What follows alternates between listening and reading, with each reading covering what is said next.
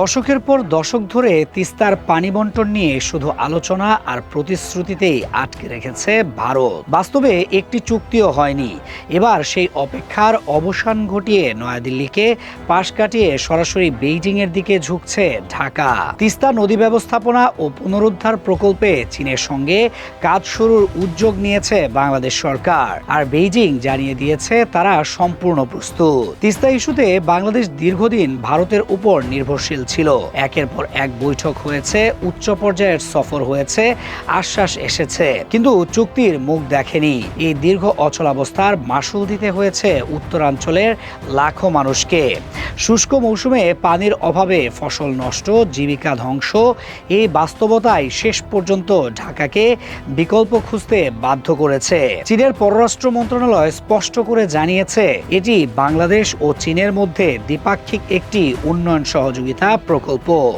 এর সঙ্গে কোনো তৃতীয় দেশের কোনো সম্পর্ক নেই।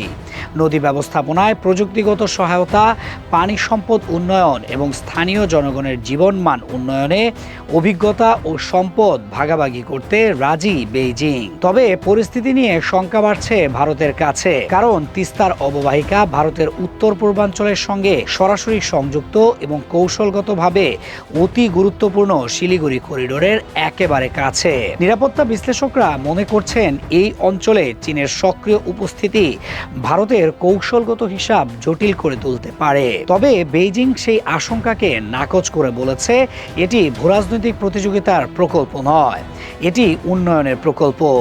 বাংলাদেশের পররাষ্ট্রমন্ত্রী খলিলুর রহমান জানিয়েছেন প্রথম ধাপে দুই দেশের বিশেষজ্ঞরা যৌথভাবে কারিগরি সম্ভাব্যতা সমীক্ষা পরিচালনা করবেন।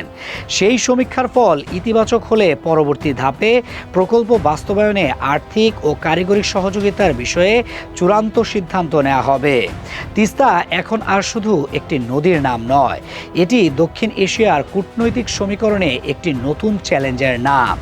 বাংলাদেশের এই পদক্ষেপের জবাবে ভারত কি করে আর ঢাকা বেইজিং অংশীদারিত্ব কতটা এগোয়, সেটাই এখন দেখার বিষয়।